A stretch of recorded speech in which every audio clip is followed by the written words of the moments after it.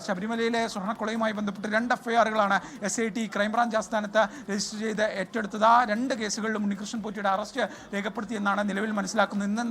ഇന്ന് തന്നെ കസ്റ്റഡിയിൽ ആവശ്യപ്പെട്ട വിശദമായൊരു ചോദ്യം ചെയ്യൽ അന്വേഷണ സംഘം പദ്ധതി ഇടുന്നുണ്ട്. കഴിഞ്ഞ ദിവസം SP ശശിധരൻ സന്നിധാനത്ത് വിശദമായ പരിശോധന നടത്തിയിരുന്നു. ഈ പരിശോധനയിൽ കേസുമായി ബന്ധപ്പെട്ട് നിർണായകമായ ചില വിവരങ്ങൾ, രേഖകളൊക്കെ തന്നെ കിട്ടിയിട്ടുണ്ട്. അതുമായി ബന്ധപ്പെട്ട പ്രാഥമിക ചോദ്യം ചെയ്യൽ രാവിലെ നടത്തി. പക്ഷേ വിശദമായൊരു ചോദ്യം ചെയ്യൽ ഉണ്ണികൃഷ്ണൻ പോറ്റി ഈ രേഖകളൊക്കെ വെച്ചുകൊണ്ട് നടത്തണമെന്നാണ് ഈ SIT-യുമായി ബന്ധപ്പെട്ട വൃത്തങ്ങൾ നമ്മോട് സൂചിപ്പിക്കുന്നത്. സ്വാഭാവികമായും ചോദ്യം ചെയ്യണം, ഒപ്പം തന്നെ തെളിവെടുപ്പ് നടത്തണം. അത് കേരളത്തിന് പുറത്ത് 1-ൽ കൂടുതൽ സംസ്ഥാനങ്ങളിൽ, ആന്ധ്രാപ്രദേശ്, ഒപ്പം തന്നെ ബംഗളൂരു, കർണാടക, ചെന്നൈ, അങ്ങനെ വിവിധയിടങ്ങളിൽ ഒരു പരിശോധന ആവശ്യമാണ്. അതുകൊണ്ട് തന്നെ വിശാലമായ തെളിവെടുപ്പ് വേണം. സന്നിധാനത്ത്, ഇതിൻ്റെ പ്രധാന ക്രൈം കേന്ദ്രമായ സ്പോട്ടായ സന്നിധാനത്ത് തൽക്കാലം തെളിവെടുപ്പ് ഉണ്ടാവില്ല. കാരണം ഇന്ന് വൈകിട്ട് മാസപൂജകൾക്ക് വേണ്ടി നട തുറക്കുന്നു, ഭക്തരുണ്ടാകും, രാഷ്ട്രപതിയുടെ സന്ദർശനമുണ്ട്. അതുകൊണ്ട് തന്നെ അത് കഴിഞ്ഞതിന് ശേഷമായിരിക്കും സന്നിധാനത്ത് ഒരു തെളിവെടുപ്പ് ഉണ്ടാവുക. പക്ഷേ കേരളത്തിന് പുറത്ത് വിവിധയിടങ്ങളിൽ തെളിവെടുപ്പ് ഉൾപ്പെടെയുള്ള കാര്യങ്ങളുണ്ട്. അതെല്ലാം തന്നെ പോലീസിന് പൂർത്തീകരിക്കണം. ഒപ്പം തന്നെ മറ്റ് പ്രതികൾ, അവരെ കസ്റ്റഡിയിൽ എടുക്കുന്നതിന് ഉണ്ണികൃഷ്ണൻ പോറ്റിയെ വിശദമായി ചോദ്യം ചെയ്യണം. ഈ സ്മാർട്ട് ക്രിയേഷൻസ് ഉൾപ്പെടെ നൽകിയ ജയശങ്കറാണ് വിശദാംശങ്ങൾ പങ്കുവെക്കുന്നത്. ശബരിമല സ്വർണ്ണക്കൊള്ളയിൽ അറസ്റ്റിലായ ഉണ്ണികൃഷ്ണൻ പോറ്റിയെ പ്രത്യേക അന്വേഷണ സംഘം ഇപ്പോൾ റാന്നി 1-ാം ക്ലാസ് മജിസ്ട്രേറ്റ് കോടതിയിൽ എത്തിച്ചിരിക്കുകയാണ്. ആദ്യ കേസായി തന്നെ ഇത് പരിഗണിക്കും. ഉണ്ണികൃഷ്ണൻ പോറ്റിയെ കസ്റ്റഡിയിൽ വാങ്ങാനുള്ള നീക്കം അന്വേഷണ സംഘത്തിന്റെ ഭാഗത്തുനിന്നുണ്ടാവുന്നു.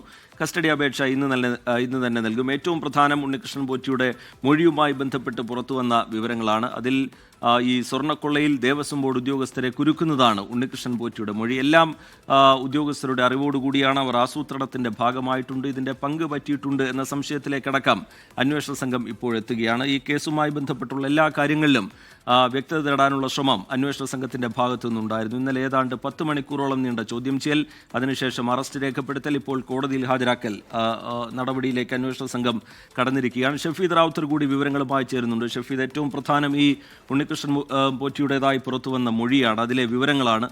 അതിൽ ഈ ദേവസ്വം ഉദ്യോഗസ്ഥരുടെ പങ്ക് വ്യക്തമാക്കുന്ന തരത്തിലുള്ള മൊഴിയാണ് ഉണ്ണികൃഷ്ണൻ പോറ്റി SIT-ക്ക് നൽകിയിരിക്കുന്നത്. അതിലൊരു വലിയ ഗൂഢാലോചനയും ആസൂത്രണവും നടന്നിട്ടുണ്ട്, ഇതിൻ്റെ പങ്ക് അവർ കൈപ്പറ്റിയിട്ടുണ്ട് എന്നതടക്കമുള്ള മൊഴി, അത് ദേവസ്വം ഉദ്യോഗസ്ഥരെ പ്രതിക്കൂട്ടിൽ നിർത്തുന്നതാണ്. ആ മൊഴിയുടെ വിശദാംശങ്ങളൊപ്പം തന്നെ ഈ കൽപേഷിനെ ഇറക്കിയത് മറ്റാരെങ്കിലുമാണോ എന്നതടക്കമുള്ള ആ ഏരിയയിലൊക്കെയുള്ള പ്രധാനപ്പെട്ട വിവരങ്ങൾ.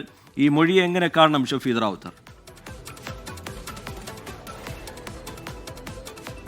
SIT-യെ സംബന്ധിച്ചിടത്തോളം ഉണ്ണികൃഷ്ണൻ പോറ്റിയെ ആദ്യമായി ചോദ്യം ചെയ്തത് മുതൽ അവർ കൃത്യമായ പഠനം നടത്തിയിട്ടാണ് ചോദ്യം ചെയ്തത്. മാത്രമല്ല, ചോദ്യാവലി തയ്യാറാക്കിയിട്ടായിരുന്നു ചോദ്യം ചെയ്യൽ. എന്തുകൊണ്ട് SIT ആദ്യത്തെ 5 ദിവസം ഉണ്ണികൃഷ്ണൻ പോറ്റിയെ കസ്റ്റഡിയിൽ എടുത്തിട്ടില്ലെന്ന ചോദ്യം ഉയർന്നിരുന്നു. എന്നാൽ അന്നേരമൊക്കെ SIT പറഞ്ഞത് വെറുതെ അങ്ങ് പോയി ചോദ്യം ചെയ്യുകയല്ല, തെളിവുകളുടെ, രേഖകളുടെ അടിസ്ഥാനത്തിൽ ചോദ്യം ചെയ്യുക എന്നുള്ളതാണ് അവർ ലക്ഷ്യം വെക്കുന്നത് എന്നുള്ളതാണ്. എന്തായാലും അത് പൂർത്തിയായി കഴിഞ്ഞു. 10 മണിക്കൂറാണ് ഈഞ്ചക്കൽ ക്രൈംബ്രാഞ്ച് ഓഫീസിൽ ആദ്യഘട്ടത്തിൽ അന്വേഷണ സംഘം ചോദ്യം ചെയ്തത്. പിന്നാലെ ഇന്ന് പുലർച്ചെ 7 മണിക്ക് വീണ്ടും SP ശശിധരന്റെ നേതൃത്വത്തിൽ കുറച്ചുനേരം കൂടി ചോദ്യം ചെയ്തു, കാര്യങ്ങളിൽ വ്യക്തത വരുത്തി. അതിനുശേഷമാണ് റിമാൻഡ് റിപ്പോർട്ട് ലോക്ക് ചെയ്തത്. ആ റിമാൻഡ് റിപ്പോർട്ടുമായിട്ടാണ് ഇപ്പോൾ റാന്നി കോടതിയിൽ അന്വേഷണ സംഘം എത്തിയിട്ടുള്ളതും. ഇന്ന് 2 പ്രധാനപ്പെട്ട കാര്യങ്ങളിൽ മറുപടി പറയണം, അല്ലെങ്കിൽ അക്കാര്യത്തിൽ വ്യക്തത വരുത്തണം. ഒന്നാമത്തെ കാര്യം, 2 കേസുകളിലാണ് ഉണ്ണികൃഷ്ണൻ പോറ്റി 1-ാം പ്രതിയായിട്ടുള്ളത്. ഒന്നാമത്തെ കേസ് ശബരിമലയിലെ ദ്വാരപാലക ശില്പങ്ങളിലെ സ്വർണ്ണപ്പാളി, അത് കവർന്നു. രണ്ടാമത്തേതാകട്ടെ ശ്രീകോവിലിലെ കട്ടിളപ്പടിയിലെ സ്വർണ്ണപ്പാളി കവർന്നു. ഈ 2 കേസുകളിലും അന്വേഷണ സംഘം അറസ്റ്റ് രേഖപ്പെടുത്തി എന്നുള്ളതാണ് ഏറ്റവും നിർണായകം. ഇനി കോടതിയിലേക്ക് കൊടുക്കുമ്പോൾ ഈ 2 കേസുകളിലും ഉണ്ണികൃഷ്ണൻ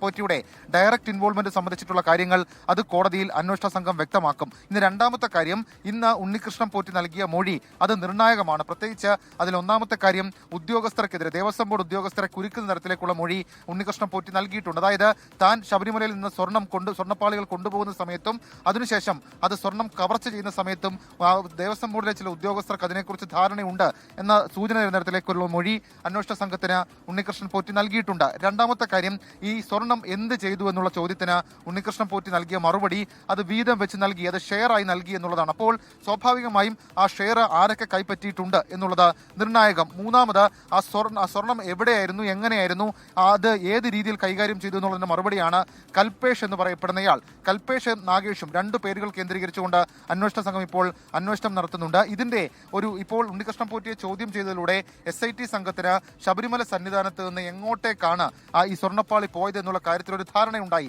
2019 ജൂലൈ 20 ശബരിമല സന്നിധാനത്ത് നിന്ന് അനന്തസുബ്രഹ്മണ്യം എന്ന് പറയപ്പെടുന്ന ഉണ്ണികൃഷ്ണൻ പോറ്റിയുടെ സുഹൃത്ത് ഈ സ്വർണ്ണപ്പാളികൾ കൊണ്ടുപോയത് അത് ബാംഗ്ലൂരിലേക്കാണ്. അവിടെ സൂക്ഷിച്ചത് ഒരു ദിവസം മാത്രമാണെന്ന് ഇപ്പോൾ SIT സംഘം ഉറപ്പിച്ചിട്ടുണ്ട്. അവിടെ നിന്നും ഈ സ്വർണ്ണപ്പാളി കൊണ്ടുപോയത് ഹൈദരാബാദിലേക്കാണ്. ഹൈദരാബാദിൽ 39 ദിവസം അത് കീപ്പ് ചെയ്യുന്ന സമയത്താണ് അക്കാര്യത്തിൽ രൂപമാറ്റവും ഭാവമാറ്റവും ഒക്കെ വരുത്തുന്നത് എന്നുള്ളതാണ് ഏറ്റവും ശ്രദ്ധേയമായിട്ടുള്ള കാര്യം. അതിനുശേഷം ഈ വിഷയത്തിൽ ഈ 39 ദിവസത്തിന് ശേഷം ഡ്യൂപ്ലിക്കേറ്റ് പാളി അത് ചെന്നൈ സ്മാർട്ട് ക്രിയേഷൻസിലേക്ക് എത്തിക്കുന്നു. ഇതിൽ ഏറ്റവും പ്രധാനം ചെന്നൈ സ്മാർട്ട് ക്രിയേഷൻസിലും ചില ദുരൂഹതകൾ, ഗൂഢാലോചനകൾ നടന്നു എന്നുള്ളതാണ്. അതിൽ ഏറ്റവും പ്രധാനം ഈ സ്മാർട്ട് ക്രിയേഷൻസിന് ഇക്കാര്യത്തെക്കുറിച്ചൊക്കെ ധാരണയുണ്ടായിരുന്നു എന്നുള്ളതാണ്. അതിൽ രണ്ടാമത്തെ ഇനി ഒരു കാര്യമായി പറയാനുള്ളത്, സ്മാർട്ട് ക്രിയേഷൻസും അതേപോലെ ഉണ്ണികൃഷ്ണൻ പോറ്റി, കൽപേഷ ഈ 3 പേർ ചേർന്ന് നടത്തിയ ഗൂഢാലോചനയിൽ ദേവസ്വം ബോർഡിലെ അല്ലെങ്കിൽ ദേവസ്വം ഉദ്യോഗസ്ഥരിലെ ചിലർക്ക് പങ്കുണ്ടോ എന്നുള്ള കാര്യം അന്വേഷണ സംഘം പരിശോധിക്കുന്നുണ്ട്. ഏതായാലും ഈ റിമാൻഡ് റിപ്പോർട്ടിൽ നമുക്ക് അത് സംബന്ധിച്ച പൂർണ്ണ വിവരം ലഭിക്കില്ല എങ്കിൽ കൂടി അന്വേഷണ സംഘത്തിന് ഈ ചോദ്യം ചെയ്യൽ വളരെയധികം നിർണായകമാണ്. ആ നിർണായകമായ കടമ്പകൾ അവർ ഇപ്പോൾ പൂർത്തിയാക്കിയിരിക്കുന്നു. ഇനി തെളിവെടുപ്പ് നടത്തണം. സംസ്ഥാനത്തിനകത്തും പുറത്തും അത് ഒരേ രീതിയിൽ തെളിവെടുപ്പ് നടത്തേണ്ട കേസാണ്. ഏതായാലും അല്പസമയത്തിനുള്ളിൽ ഈ കേസ് പരിഗണിക്കും എന്നുള്ളതാണ് കോടതിയിൽ നിന്ന് നമുക്ക് മനസ്സിലാക്കാൻ കഴിയും. ലോകത്തെവിടെയായാലും ഏത് സമയത്തും 24 വാർത്തകളും ഓഗ്മെന്റഡ് റിയാലിറ്റി പാക്കേജുകളും എക്സ്പ്ലെയിനറുകളും വിശദമായി കാണാൻ ഞങ്ങളുടെ യൂട്യൂബ് ചാനൽ നിങ്ങൾക്ക് സബ്സ്ക്രൈബ് ചെയ്യാം.